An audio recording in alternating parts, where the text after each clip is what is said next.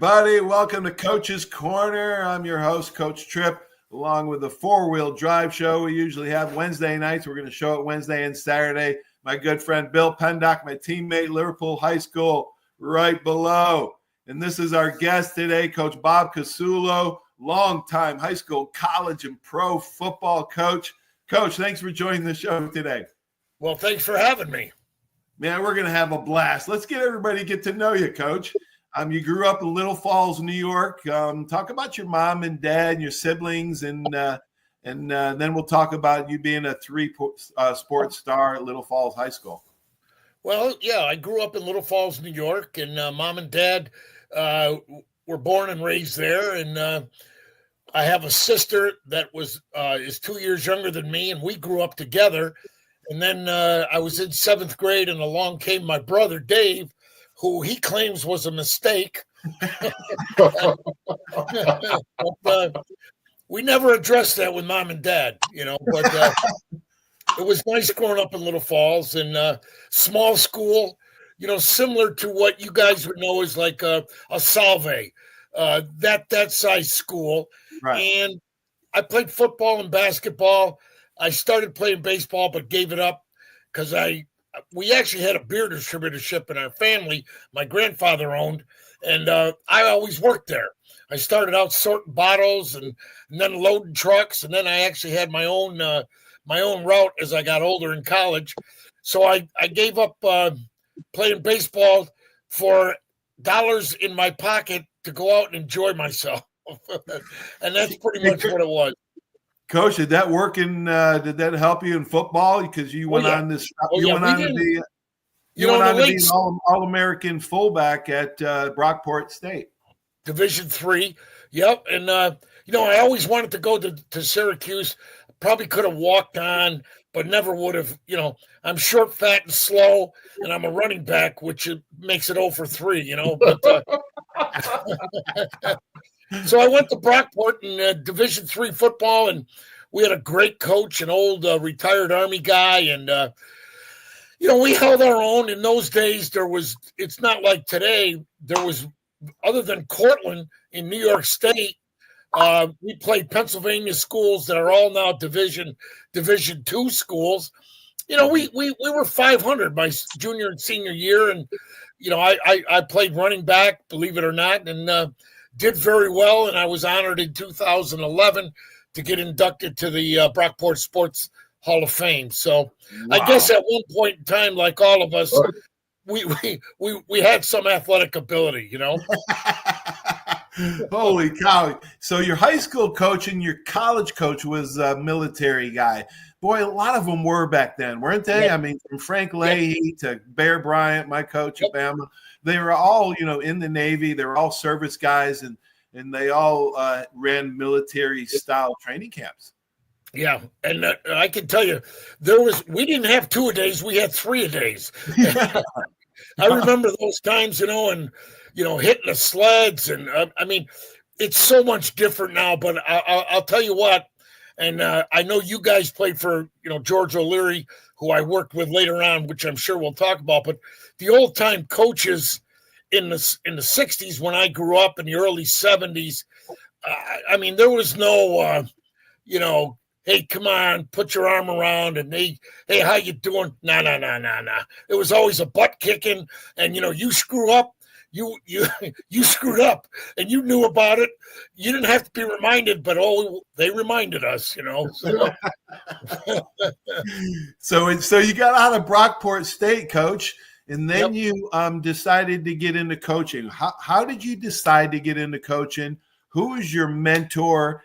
And talk about your high school years, because you coached there like 8 before you got your first break at Syracuse. Talk about your high school coaching. Well, my high school coach, Coach Dave McCauley, was very influential in my decision. When I went to college, I had 2 goals in mind. I either wanted to be a coach or I wanted to be an FBI agent. That's quite a combination, So in college, I majored in physical education, obviously, and I majored in political science. And I stayed in touch with my high school coach, and he said, Bob, you need to get into coaching. I was a quarterback in high school, so I I had a different perspective on the game. Long story short, I became a high school coach, and I went to Henniger High School out of college, 1973, coached with Tom Acey, Joe Casamano, Dale Drypulcher, Tony Grosso. We had a hell of a football staff at Henniger.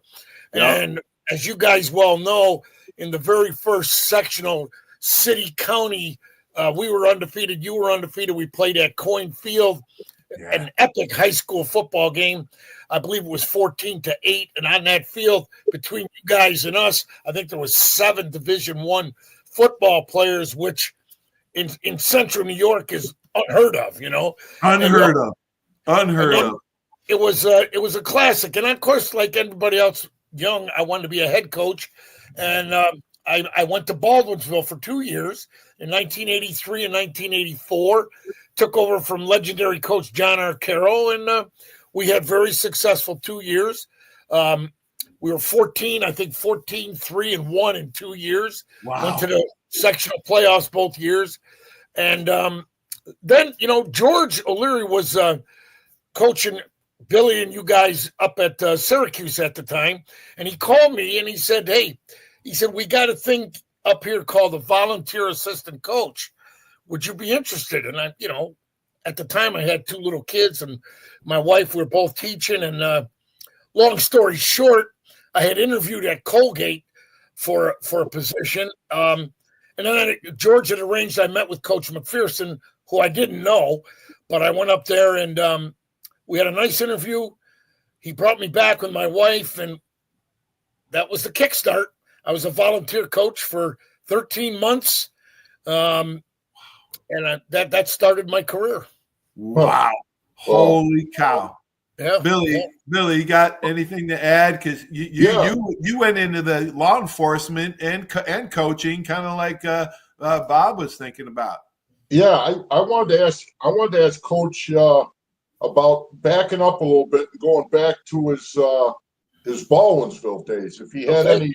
If he had any memories of anybody pissing him off, maybe he wanted to take a swing at a guy back then. I don't know. Parents could piss you off more than anything. I'll give you 2 quick examples. The first example, when I got the job, Joe Coleman, God rest his soul, was the principal, and he wanted me to teach 6 phys ed classes out of 8 periods. I says, Joe, I can't do that and run a football program. I'll tell you what, I'll teach 5 classes and I'll do lunchroom duty. And he goes, what the hell is lunchroom duty? I said, well, don't you have monitors in the lunchroom? He goes, Bob, this is Baldwinsville. This ain't the city of Syracuse.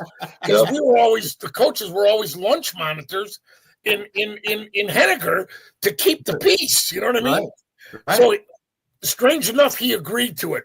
So then the first year there, we were out in the practice fields, which were parallel to these nice, beautiful homes in Baldwinsville. And about 4 days, about the 4th day into my start, Joe calls me in. He says, Bob, he says, 2 things got to happen. You got to stop swearing or you got to quit.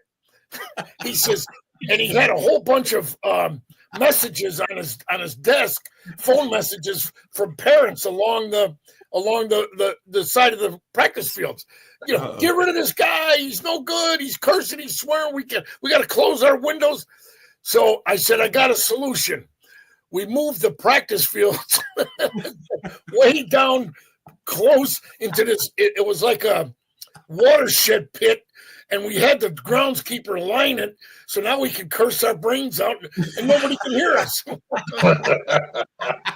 was a good solution for you guys. Yeah, Baldwinsville and my assistant coach, I had Tony Grosso and I had Carl Sanfilippo. How about Carl just retired this past weekend? 40 years. Did he retire? He retired. Yeah, he did. Yep. Well, I thought they'd carry him out of there. Give him a hand for all the impact. Yeah, let's give him a hand. Yep, he did a great job. Let's give him a hand for all that impact he had on the kids. Yeah. Where'd you get all these Italians? I know we played against Italians in Henniger, man, but Gosh, all these Italian coaches you got, Bob? Well, that was Italian. Henniger was a good mix. You guys would have fit in there perfectly because it was half Italian, and at that time it was half black athletes that had just, because of the busing situation, and every one of them were great kids. I mean, we never had a problem, black, white. They all meshed together because they had a similar goal in mind. And of course, at the time we were winning, and winning, as you well know, heals all dissension and everything because you're winning, and it was just, and then we had Grosso, Casamento, Casullo, Tom Acey was Lebanese, and then Dale Drypoulter was a mutt. We used to call him the mutt. He was English, Irish, everything. But we had a good time, boy. I'll tell you, we had a great time. So then you go on. Go ahead, Billy. Yeah, I wanted to ask Coach one, just not to get off the subject quick, but the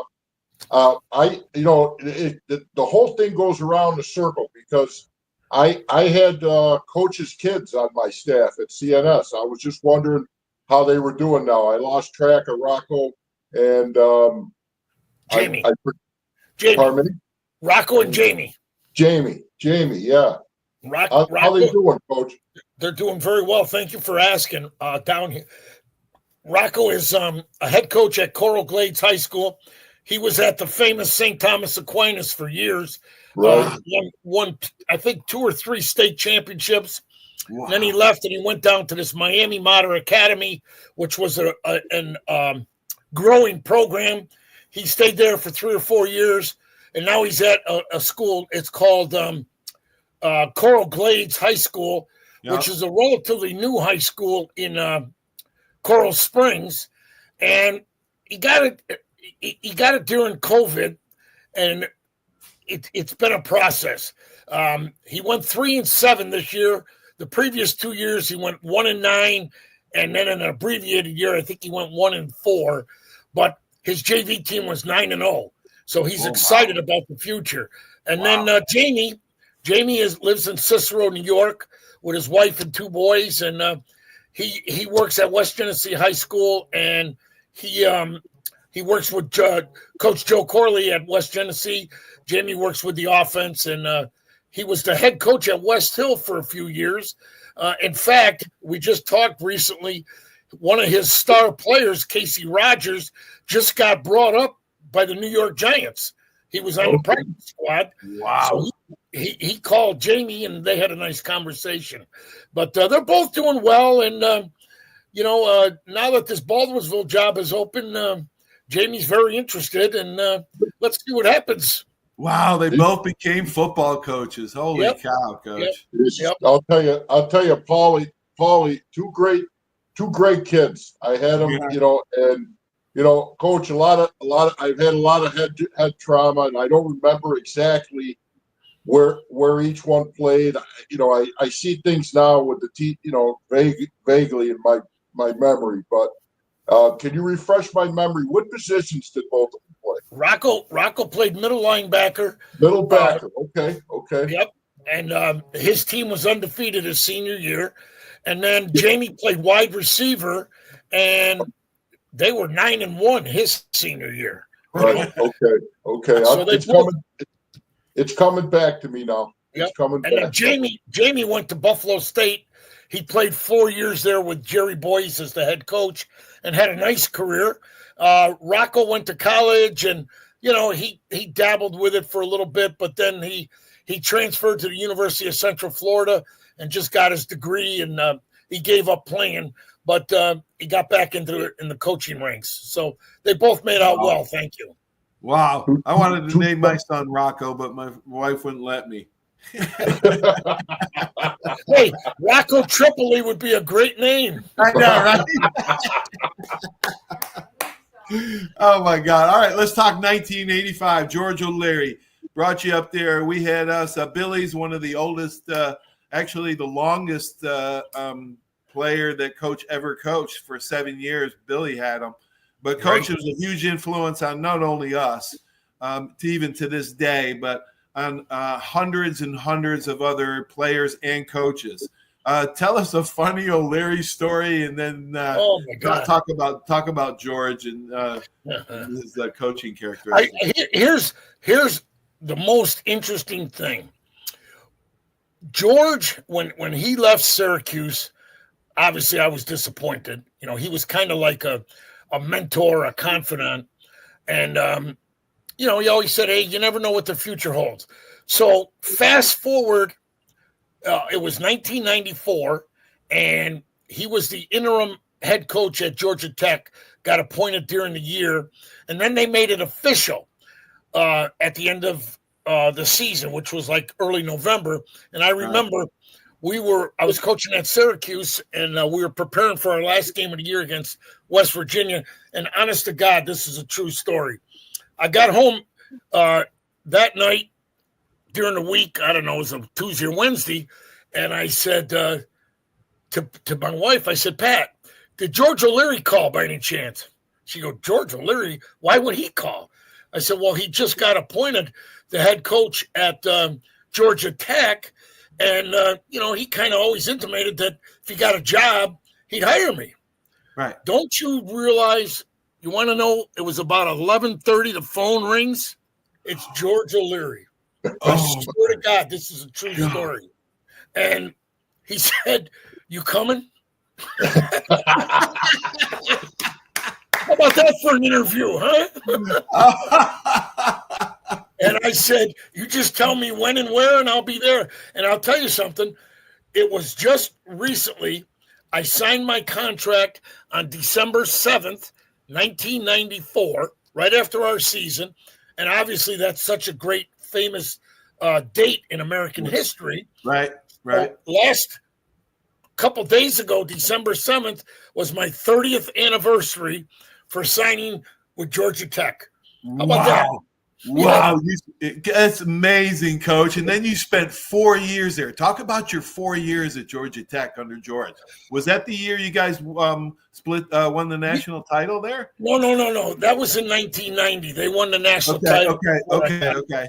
But let me tell you, just to give you an idea of what we did there, when George took the program over, they were 1-10, and the one win they had, they beat a 1AA school. Wow. 4 years later, I left and went to Michigan State. That year, we were 10-2. We were co-champs of the ACC, and we beat Notre Dame in the Gator Bowl. Wow. And the year before that, we were 8-5, beat West Virginia in a blockbuster bowl. So we were 6-5, 5-6, 8-5, 10-2. And George, and after I left, George had many more years of success, you know. Yeah. But he was he did a great job of I want to say, how can I say this? Not only organizing the program, but he always had the knack and the ability, in my opinion, to foresee ahead of time what he wanted.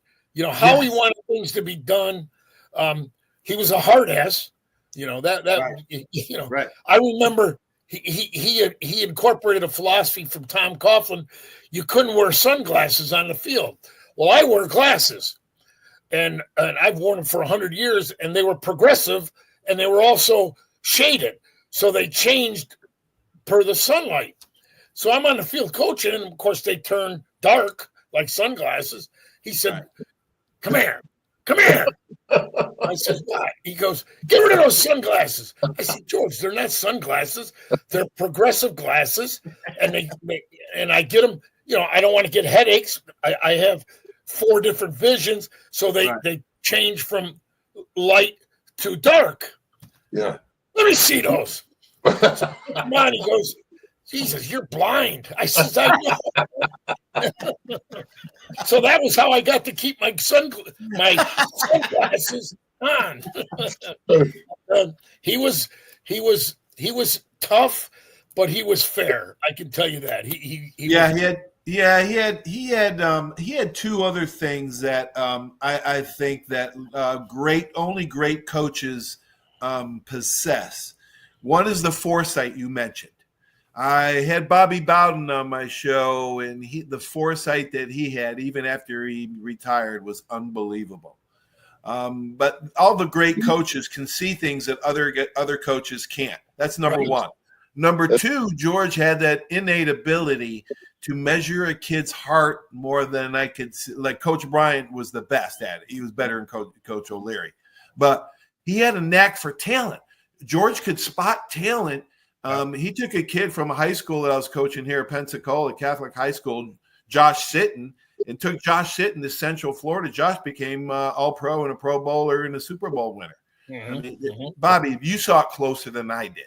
Because Coach O'Leary had an eye for talent, didn't he? Yep.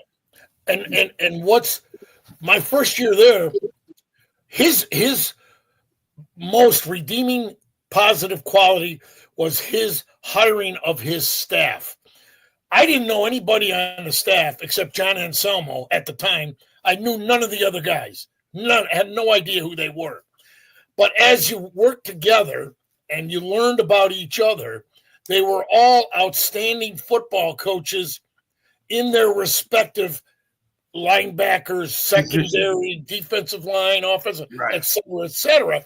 He put together our first staff in 1995, and I have a Georgia Tech file folder. Our staff was voted the staff of the year in the ACC that year. Wow. Yeah. So well, he had the ability to recognize, like you said, not only in the players, but in the coaches. And when we used to have these recruiting meetings, he would introduce the staff by saying, before I introduce these guys, I'm going to tell you that between the 9 of them, they've got 276 years of coaching experience. So he was big on experienced coaches and also the ability to recruit. You know, when we went out recruiting, and George was good in the homes. You know, he was very good in the homes. When I say, hey, George, I got this guy, I got this kid, yada, yada, yada, down here, bop, boop.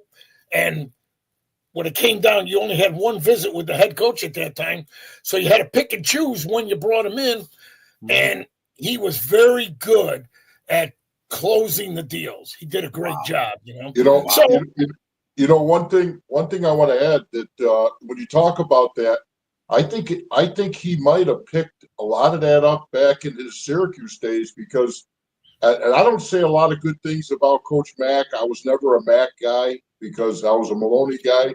But one thing I got to say for Coach Mack, and I will say this, he brought in guys around him that you look at the staff that we had up there, all them guys went on to be maybe Hall of Fame coaches. Right. Absolutely. I'd say 60% of them guys. You're 100% correct, Bill. And you know, when you look at Coach Mack's staff, okay, and then when Paul took it over, how many of us went on to coach in the NFL? And then you look at George's staff and how many of his guys went on to coach in the NFL. Right. That was and honestly, a lot of guys, not a lot of guys, but some of the guys that never coached in the NFL didn't want to coach in the NFL. They could have had an opportunity, but they were very happy staying in the college ranks. You know, Paulie, you look at besides Coach Casullo, you look at Tom Coughlin, you look at Tressel, you look at O'Leary, you look at Edsel, you look at all. You know, you got Dave Campbell, Doug Marone. On and on. Well, yeah, you're right, man. You know, Coach Brian always gave his staff props, and he always had a great staff. His tree, Saban's tree, growing like crazy. Coach, in 1999, who was the head coach of Michigan State, and what made you go to the NFL in the Oakland Raiders in 2000?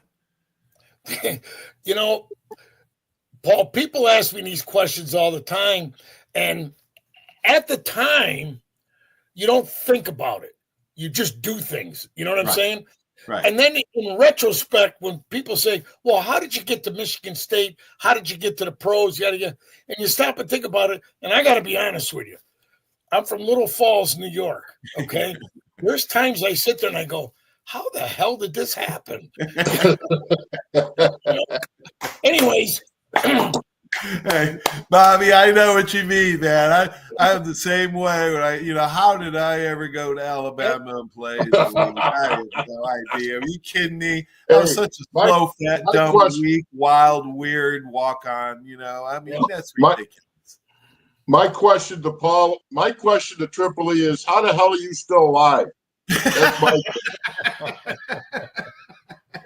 You're not in jail? You're not in jail? I left Syracuse. If I went to Syracuse University, I might have been, dead or in jail or both. Paul, that's a similar story in my career. Last year, 2023, I was privileged and honored to be inducted into the Greater Syracuse Sports Hall of Fame. And one of the things I said was, had I stayed in Syracuse University, I never would have got into the Hall of Fame. Okay. Right. And there, I have this old saying, you can't equate comfort with success. Right. Right. And there's nothing wrong with comfort. I could have probably stayed at Syracuse for, 20, 25 years and been very comfortable, never had to move, raise my kids. And, but you can't equate success with comfort, in my opinion. Absolutely, Coach. To get back to your question on 99, Nick Saban was the head coach at Michigan State. He actually interviewed me the year before in 98, okay, to go to Michigan State, and he ended up hiring somebody else. Oh, my God, I'm on low battery charger here. What's going on? That's not good. Plug her in, Coach. Sorry. I did. It's plugged in. I don't understand. Okay. Wow, Coach. So talk about Coach Saban. Well, he's a good guy. He really is. He's a guy like George. Tough, high standards. Very intense. He's going to tell you what he says. He's going to tell you how he perceives it. And I don't want to get lost here. I'm trying to fix this. There we go. That should be a little better. Cool.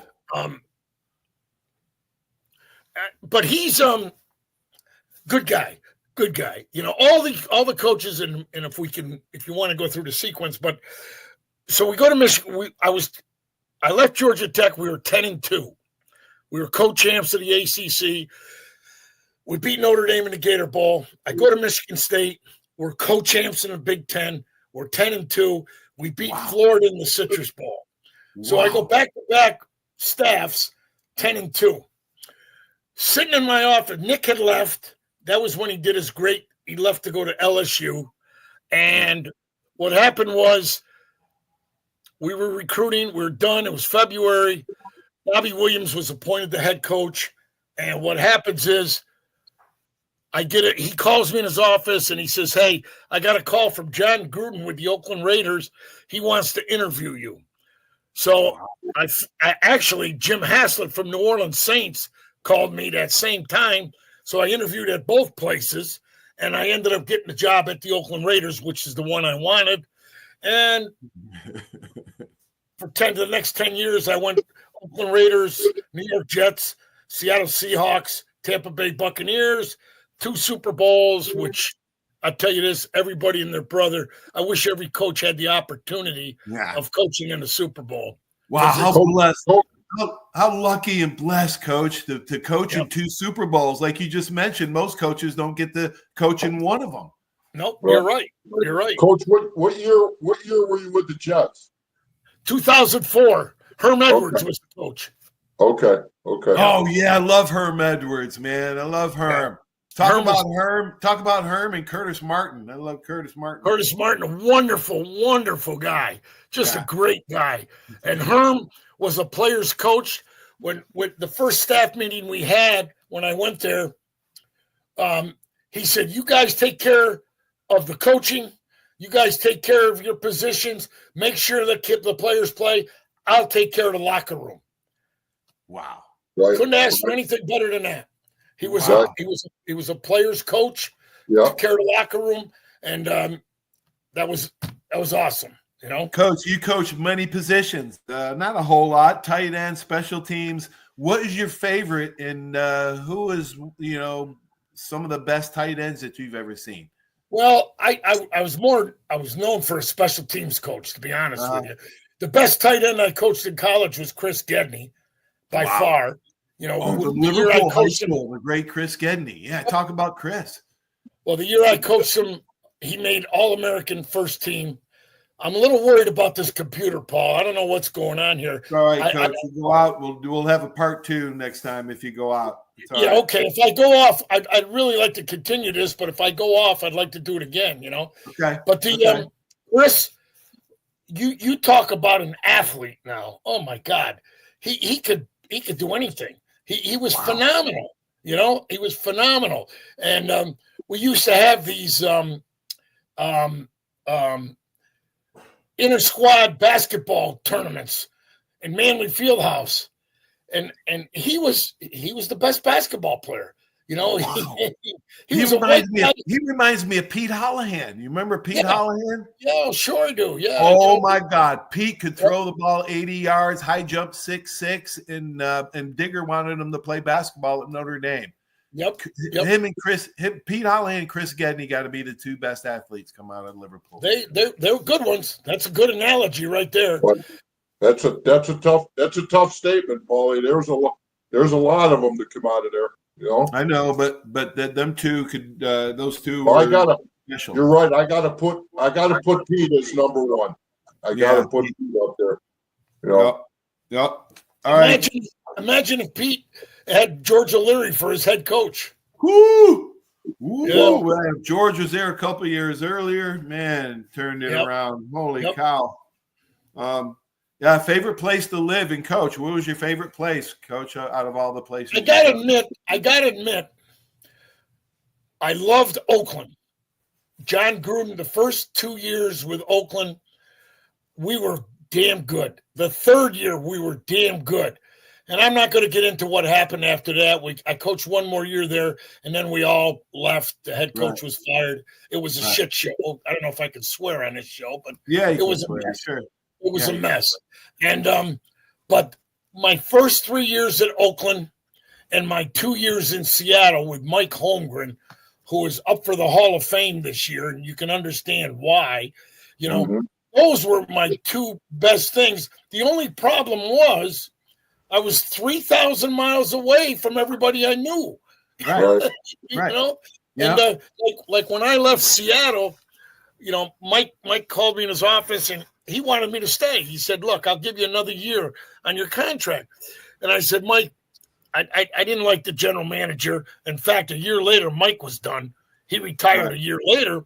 Right. And, you know, I said, Mike, I need to get back where if you have a 3-4 day weekend, which is very rare in the off season, I want to be able to, go to Fort Lauderdale. I want to be able to visit my parents at the time, yada, yada, yada. Right. Mike was good enough in after the season, he would let me go once a month. He would let me leave Thursday night, and I'd have to be back Tuesday morning staff meeting. Wow. So I take the red eye Thursday night, okay, and I take the last flight out Monday afternoon, okay, and I would do that once a month in the off season, never during the season, you know. Plus, for my family to come and see the games, like I was fortunate to get everybody to come to the 2 Super Bowls, but just to come to a Sunday game, it didn't happen because I was so far away. The only time they came to games was when we played Buffalo or we played the Giants or we played Philadelphia. I got them tickets to come to the games. I wanted them to be a part of it and enjoy it, Right. Wow, that's awesome, Coach. Hey, any advice for like a young coach coming up that wants to be a college or coach in the NFL? You got any advice for them? 2 things. Don't take no for an answer. Don't let anybody tell you can't do it. Don't. I mean, use me for an example from Little Falls, New York. Are you kidding me? Right. Come on. You know what I mean? Okay. Yep. Secondly, my dad always told me, if you're not the chief, you're an Indian. And all Indians are the same. His point was, don't backstab Coach Bill to get ahead with Coach George O'Leary. Don't backstab Coach Paul to think you're going to move up one step in Coach O'Leary. I'm using George for an example. Right. Don't, because you're an Indian. You're all Indians. Now, you may have different responsibilities and you might have different titles, but the chief, he's the guy. And you ain't the chief. Right. When you become chief, then you can do all those things, and you can, you can judge who's good, who's not good, who you need to replace, who do you need, bop. But when you're an Indian, you're all Indian. Right. And, you're all in the team. That's exactly right. And I can honestly say, on all the staffs that I've been with, okay, in all my years of coaching, there's only two guys that I wouldn't give you 10 cents for. Okay, and I'm not going to tell you their names, all right? But I just didn't like the way they were, okay? And all the other guys, all the other coaches were just good down from all parts of the country.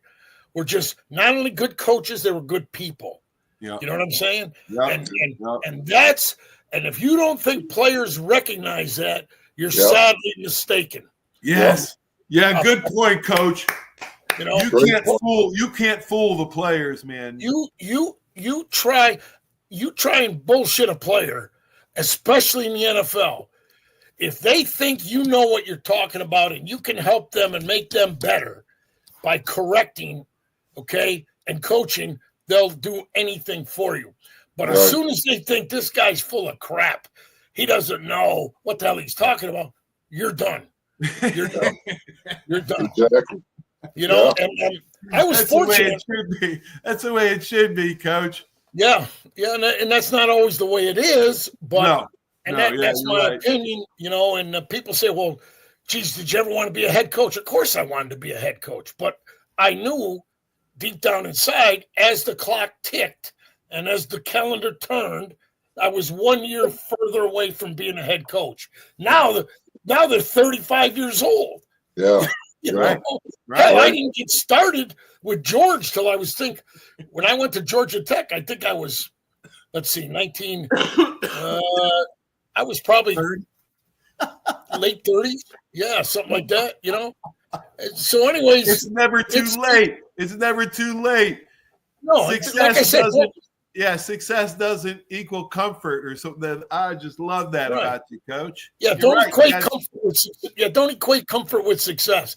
Because a lot of times like I said, I could have stayed at Syracuse forever and never got the satisfaction. You got to make yourself uncomfortable, whether you're a player or coach. You got to risk it to get the biscuit, right? Yeah. One more thing too, Paul.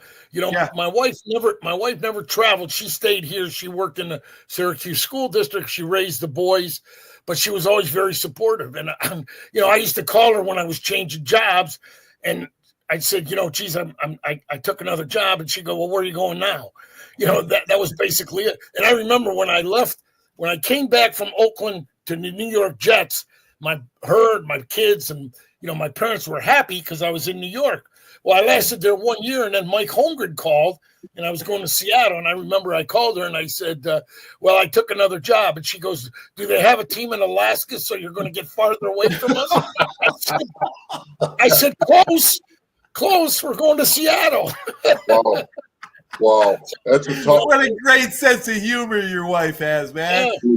Kudos to Miss Casullo, man. Yeah, exactly. Putting up with your shit, Bob, and raising the boys, raising Jamie and the boys. Just think about all of them. I mean, coaching in general, you're 90% of these guys are moving within 2 years. So that's the whole gimmick. That's the whole game right there. Yeah, I moved 9 times, Bill. In my career, I moved 9 times. Right. Yeah. God bless you. Well, that's one reason that, I had a chance to go into college coaching after I got done in the NFL, but they were working 80 hours a week for $23,000 a year, and I would have never seen my kids. So I went the other way. Yeah, I went the other way and decided not to get into the rat race. I didn't think, I didn't think my wife wanted to move that much. Paul, you know what the irony is today? What's that? Both Rocco and Jamie, they visit with college coaches as they come through the school. The problem today with coaching, they're making more money than they ever thought in their lives they could make, and they've got zero time to spend it. Right. Yeah. Right. They have no I couldn't do it today. No. We always had time off. Not much. Don't get me wrong. You know, when the season was over, everything at some point in time shut down for a week. So you got a week. And then in the summer, okay, you work, and then you usually had 3 weeks off. So in the course of a year, you'd have 4 weeks off. They don't even get that today. No. But they're making more money. They're making more money.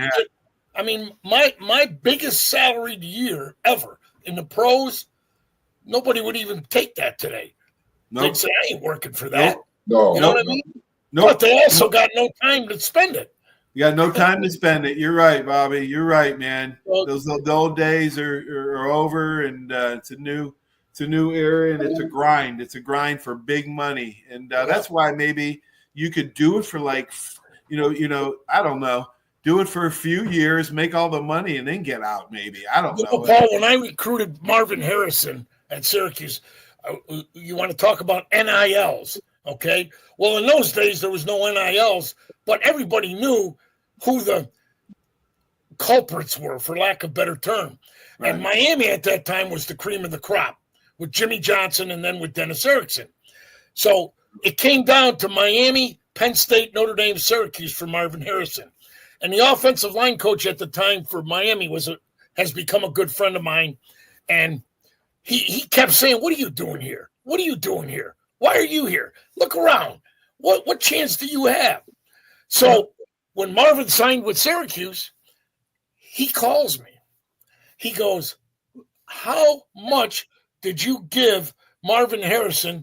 You had to give him a boatload of money to come to Syracuse. I said, in all honesty, I'm going to be honest with you, okay? I knew what you were offering him, and we doubled it, and I hung up the phone.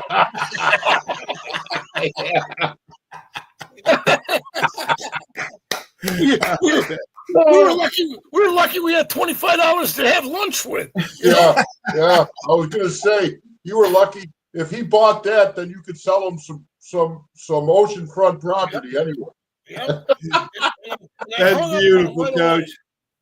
Hey, man. Hey, thanks so much for being on the show, Coach. What a blast it was. I enjoyed it. Coach, tell Rocco, tell the boys I said hi. Give them my best. I will. And if you run into anybody in Baldwinsville, mention Jamie's name. He's interested. Okay. Good. Okay. Good. Yeah, I will. This show, we honor the four-wheel drive that Jamie Kimmel, Timmy Green, Blaze Winter, and Bill Pendock. And By the way, in Oakland, Jamie Kimmel, when I used to talk to Al Davis, Mr. Davis, he loved Jamie Kimmel. I know he did. Wow. He said, you guys at Syracuse, you produce some tough kids. And I said, yes, we do. Yes, he did. Yes, you did. All four of those guys are tough, man. All four of them played in the league and played beyond college. And, it's all because of, the people that steered him, the champions. And thanks for being a champion to all those guys too, Coach. Thanks for that. Well, I stay in touch with some of them. And, they made me what I am today. I didn't make them. They made me what I am today. I hear you, Coach. Me too, man. I couldn't have done it without all the help that I got as well. Thank you for being on the show. We'll have to do a part 2. Go Orange. Roll Tide. I'd love to. Anytime. This is fabulous talking ball. I love it. Yeah. Thanks, Coach. Thanks. We'll see you soon. Hey, see you, Billy. Peace. Thanks again, Billy. Coach. Take care. See you guys. See you later. Bye.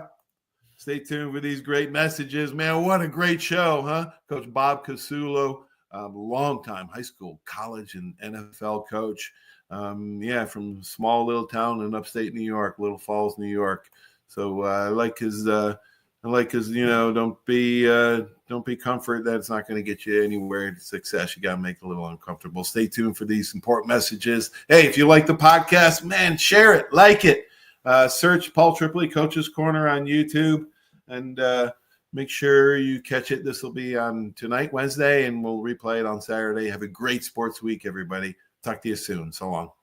There's a reason why Hill Kelly in Pensacola is the #1 selling Chrysler Dodge Jeep Ram dealer between Jacksonville and New Orleans. While other dealers have taken advantage of a competitive market with higher prices, Hill Kelly has discounted prices to the lowest of the year. And Hill Kelly in Pensacola won't surprise you with excessive charges beyond the selling price. Come see why people from Milton, Pace, Foley, Bay Minette, Daphne, Gulf Shores, Mobile, and beyond are driving to Hill Kelly in Pensacola to buy their next new Chrysler, Dodge, Jeep, or Ram.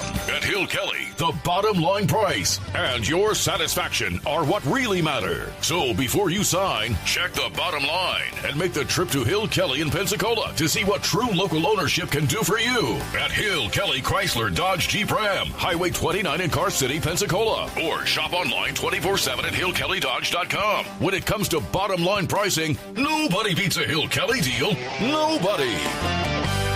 75 years of service in high-tech today. It's Pensacola Glass Company at 433-8348. High-tech is a term often applied to advanced services and products in today's marketplace. And today, glass is much more than a simple pane of brittle, see-through stuff we hit baseballs through when we were kids. Glass is now a product with unique flexibility in both performance and application. And Pensacola Glass Company is growing right along. That's Pensacola Glass Company at 433-8348. Are you riding around in a filthy vehicle? Dirty car no more. Visit Ronnie's Car Wash today to get it shining in no time. They have 3 convenient locations with another coming soon. The unlimited monthly wash packages start as low as $14.95 per month with free vacuums, multi-purpose spray and towels. Visit them in Gulf Breeze, Navarre, Fort Walton, and soon Crestview. Don't wait, wash today. Be sure to see Ronnie's Car Wash on Facebook to see the latest specials and discounts. You'll be riding and shining in no time. That's you trying to fix the plumbing yourself to save a few bucks. Doing things yourself doesn't always end well. The same goes for insurance. That's why Auto Owners works with local independent agents who tailor coverage to meet your needs and offer discounts for life, home, car, and business insurance. Because sometimes you need a professional to get the job done right. That's simple human sense.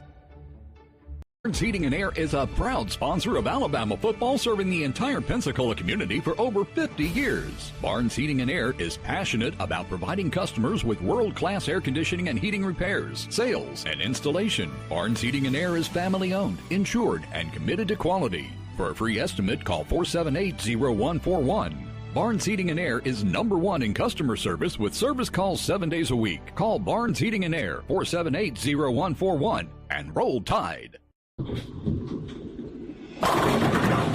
My name is Steve Reynolds. I'm the manager and owner of Cordova Lanes, and we help keep your mind out of the gutter. Cordova Lanes is part of the community of Pensacola. Being here for 43 years, we've entertained more people than any other bowling center in the city. We self-fund for a living. Cordova Lanes is located at 2111 Airport Boulevard in Pensacola, behind Cordova Mall. Come on out and see us at Cordova Lanes Bowling Center.